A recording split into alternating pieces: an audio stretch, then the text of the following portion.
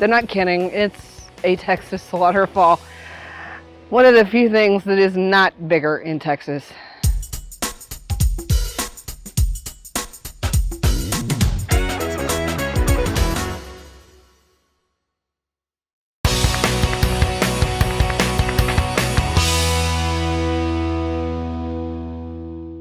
So, Wild Basin Wilderness Preserve began the fundraising in the mid-1970s. It was a group of 7 little old ladies.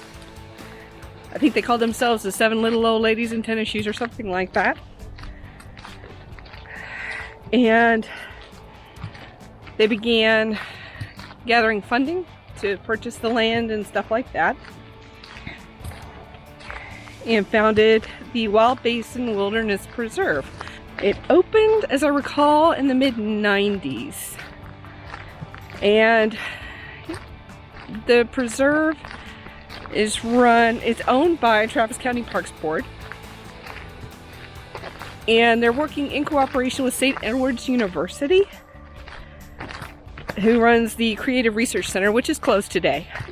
In addition to the Wild Basin Wilderness Preserve, there are several other public and private organizations and tracts of land, part of the Balcones Canyonlands Preserve. And one of the objectives of the preserve is to save wildlife habitat for the golden-cheeked warbler. And the reason why this land is so critical is because this is the only place in the country where the ash juniper grows, and the golden-cheeked warblers use the bark of the ash juniper to make their nests. If you haven't seen our video on Balcones Canyonlands National Wildlife Preserve, I'll be sure and link it in the video. Should be in the upper right corner, I think.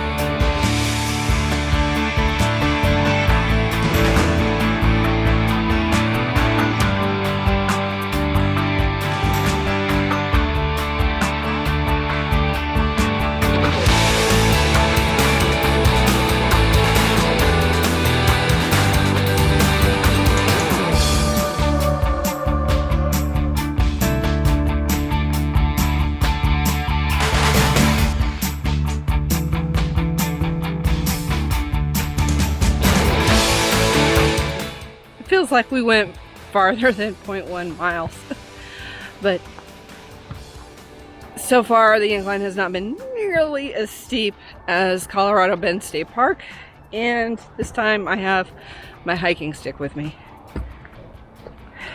so getting to the waterfall shouldn't be as bad. They did warn us that it was a Texas waterfall. They're not kidding. It's a Texas waterfall. One of the few things that is not bigger in Texas.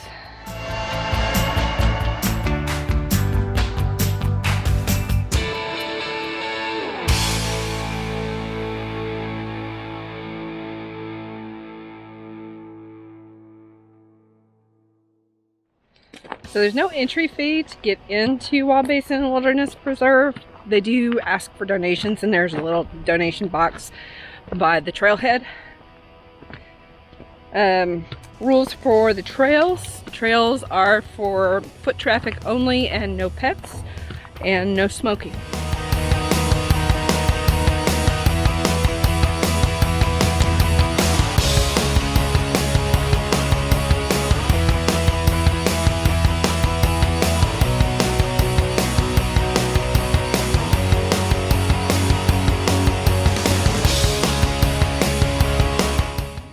First rule when hiking with elevation changes: don't hike down something you're not prepared to hike back up out of.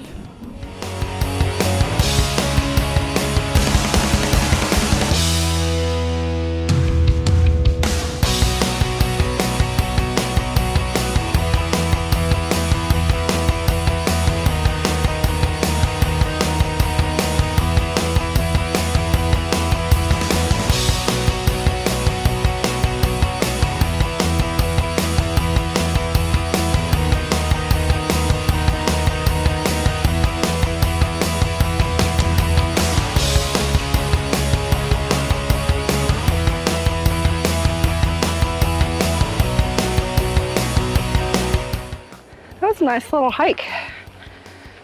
If you do it during the winter, be sure you wear layers because you're gonna be sweating when you get down to the bottom. And sweating even harder when you get back up to the top.